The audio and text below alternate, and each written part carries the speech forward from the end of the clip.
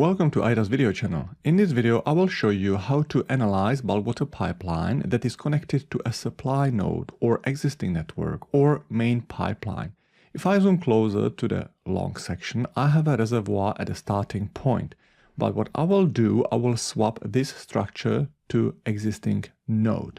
I can either go to compact ribbon IDAS, swap structure, or if you use an extended ribbon, you can go to IDAS network edit, swap paths. Swap paths offers swapping structures and pipes. I don't want to swap pipes, I only want to swap structures. And then I select the structure. I will select the reservoir. And then I can choose connect to existing pipe or connect to existing system or connect to existing. You can use any of those three, but they might be recognized a little bit differently in a pipe manager. But you can always adjust that. So it doesn't really matter, but I will use a connect to existing system. Then I click OK. So now this is a structure, swap structure, and this is a connect to existing. And I can open pipe manager. If you use an extended ribbon, you can go to manage and analyze. If you use a compact ribbon, you can go to pipe manager.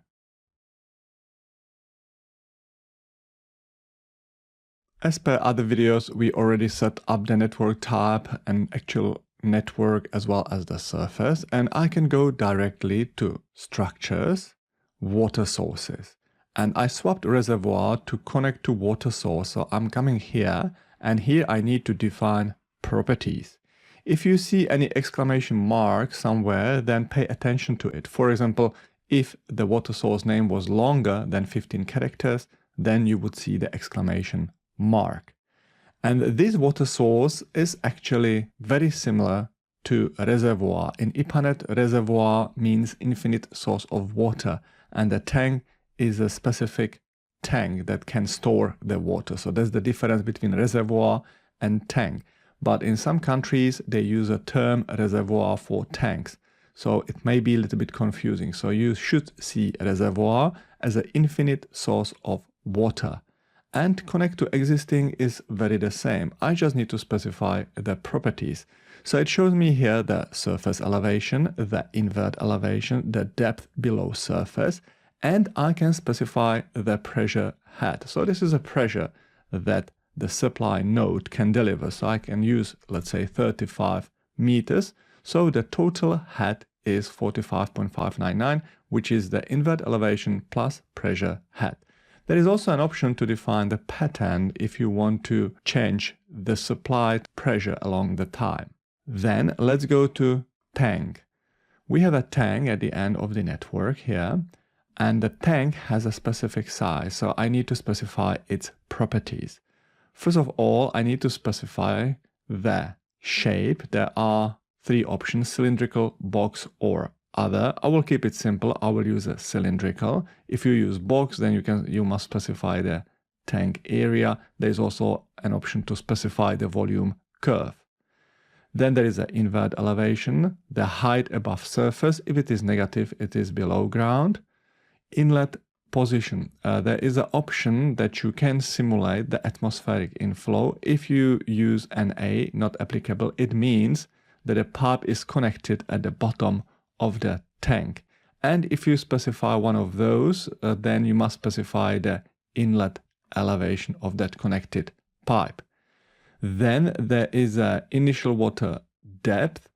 We need to specify what's the water depth in a tank at the beginning of the analysis. I will use 1 meter. It shows the exclamation mark because it's above the maximum level. So it shows you that there is something wrong. Minimum water level, I don't want to go below 0.1, and the maximum, let's say 4 meters. And as soon as I do that, the other exclamation marks disappear because now the software is happy with the settings. Then under the tank diameter, I need to specify that. And if I use a real size, what might happen that during the analysis, the tank might get full because I don't have any draw from the tank, which means the tank gets full and the analysis will be halted. And I don't want that for now. I will be doing that when I do the tank sizing. I will be interested in the tank size. But in this case, I just want to flow through the system and I don't want the tank to have any impact on that. So I will use a very big diameter, let's say 1000 meters. So it means the tank will never get full during my analysis. If I run the analysis, let's say for 24 hours, then I go to pumps. I don't have any pumps, no valves, junctions. I don't have any fittings, but I do have a band. And you can see here that there is a problem here that it says the name limited to 15 characters. I did it for purpose to show you that if you have an issue with a name, you should fix it. So this is a HBA1, A, B, C, D, E, F, G, and so on. So I need to fix that. Let me update my civil, but I don't need to update the results. I only want to update the geometry. So let's go there. And I will go to find part, HB1, HB1, and then here it is. I can go to profile, okay, and here it is. I go to structure properties, and then I will delete those other characters. Then I click OK, this looks better, and I can go back to manage and analyze or pipe manager. I can go back to structures, junctions, bands, and you see there is no longer any exclamation mark. I don't have any fire hydrants or house connections, so I can go straight to conduits. Under conduits, there are some exclamation marks. If you hover the mouse over the exclamation mark, it tells you that the roughness coefficient is too small. So I need to define roughness coefficient. I go to hydraulic parameters, and here I can see the head loss formula that is used, and I can choose Shazy-Manning, Darcy-Weisbach, or Hazen-Williams. I'm using Darcy-Weisbach. So for HDPE pipes, the Darcy-Weisbach can be something like 0.0015. I will select all the pipes, so I can do it by clicking on this rectangle, or I can simply just use a shift and select all of them like that. Then I right click and I go to roughness coefficient and I use 0.0015. Okay. If you want to know the typical values, you can always go to Document. It takes a few seconds for a first time. And then you can search, you can press Ctrl F to find Darcy, hit Enter. And then it jumps to roughness coefficient. And if I scroll down here, there's a table that shows you Hazen-Williams, Darcy-Weisbach, if you work in feet, Darcy-Weisbach, millimeters, and Manning unitless coefficient, just in case you want to see those values. Let me go back to conduits. There are some other exclamation marks. For example, here it says that the maximum length between the structures is 80 meters. That comes from the settings. You can go to profile view, and here there is a maximum structure spacing 80 meters. So if you set it up to a different value, then it will show you the exclamation marks. And then, of course, we didn't run the analysis, so that's why the velocity is showing the exclamation mark, because it is below 0.7. That comes from the analysis, where you can specify the minimum velocity and the maximum velocity. Let me go back to hydraulic parameters. There is some other settings, but I will explain those details in another video. And if I go to time and energy, here I can specify for how long I want to run the analysis. As a default, it runs for 24 hours. In this case, I can run it for a shorter period as well, but I don't need to bother with it at this point. I will leave it for 24 hours. And I'm ready to run the analysis. I can go to Analysis ribbon, or I can right-click anywhere in a plan, and I can click on Analyze or Analyze Peak Flow. What's the difference between those two? If I run the peak flow analysis, that's used for water reticulation networks where I have a house connections and the fire hydrants. And I want to combine the house connections and fire hydrant 1, house connections and fire hydrant 2, and so on. And in this case, we're using patterns in IDAS to model these scenarios. And because it takes time to develop those patterns, with a peak flow, I can automatically create them and assign them to the objects. So this is used mostly for the water reticulation networks if I want to run a peak flow analysis where I'm interested only in a peak flow. But for this network, I will use a normal Analyse because I don't have any fire hydrants, I don't have any house connections. So normal Analyse. So I run the analysis, it shows me warning, see report, and I can click OK. I can either click on report or I can go to reports. And then I can go to analysis report, and here I can see the results from the analysis. I will also describe a little bit more in detail some of the parameters here and even this report itself, because there is some settings where I can define how I want this report to look like. But they will be a part of another video. In this video, I will only show this report and some results. You can see that IDAS is using IPANET engine for the analysis. And if I scroll down, I have a results here for each and every time period. It goes per hour, first at the time 0, time 1, and so on. And I get a flows and velocities. If you get an error here, for example, if you don't specify the roughness coefficient, you will get an error. For example, I can do that if I go to conduits, and if I remove this roughness coefficient, I will use 0. It shows you the exclamation mark, and if I run the analysis, Analyse, normal Analyse, OK, then I go to report, and you can see that a pipe P24 contains illegal numeric value, and there is an error in the input file. Input file is this input file. By the way, if you want to, you can copy and paste to a text file. You can import it into IPANET, and when you run the analysis, it always creates INP file in a location where your network is saved. So you can also use that INP file if you want to import a network to another software. So let's go back to conduits. Let me fix that issue 0.0015. I will rerun the analysis. Then I will go back to report, analysis report, and that looks much better. I can also go to graphs and display graphs. I can sort the object by name. Let's say I want the tank and display pressure. You can see that it's a linear increase in a pressure, but the values are very small because I made tank very big. So the water level is increasing, but very slowly. So this is almost horizontal if you don't exaggerate it that much. I just wanted to show that there are graphs. And under conduits, we can also display flows or velocities as well. Let me adjust it. If you move the slider, sometimes it adjusts the graph. And again, the changes in the values are very minor because, as I said, the water elevation in a tank is raising slowly, but very slowly. You can also export those graphs if you want to. Let's go to plan.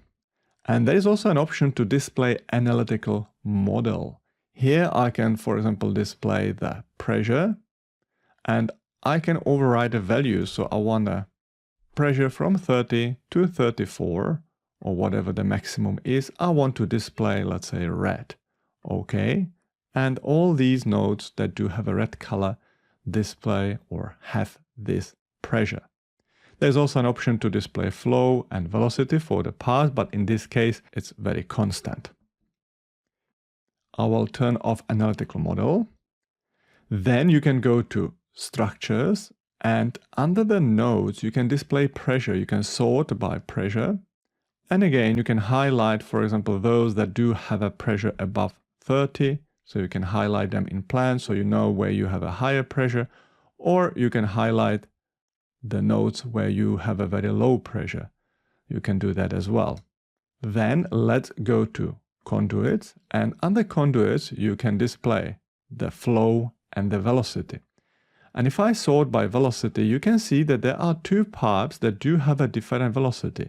Why? Because I used different type. Although it says DN140, the inner diameter differs, and because the inner diameter is slightly bigger, the velocity is a little bit lower. So how can I fix that? I should use the same pipe type. So let me go to swap conduit size, and let me use the correct one. So it should be HDPE SDR 11. That's it. So I use a 140 here. Unfortunately, this list is not sorted properly. And then I click OK. I want the resize at the invert. That looks better. And if I reanalyze now, I can just analyze. OK. If I update my Civil 3D model, it will update with those new pipes. That's very nice. And the velocity is above 2.5. So I should do something about it. And that I will do in another video, because I will introduce the flow control valve. I will limit the flow to a specific value to decrease the velocity. Let me go to Profile. In a profile, I can go to View and I can display hydraulic and energy grade lines. And there is something wrong here. As you can see, there is an issue. How can I fix it? Most probably, this pipe has incorrect flow direction method. Let me zoom in closer. I can just use mouse, and this is a P13.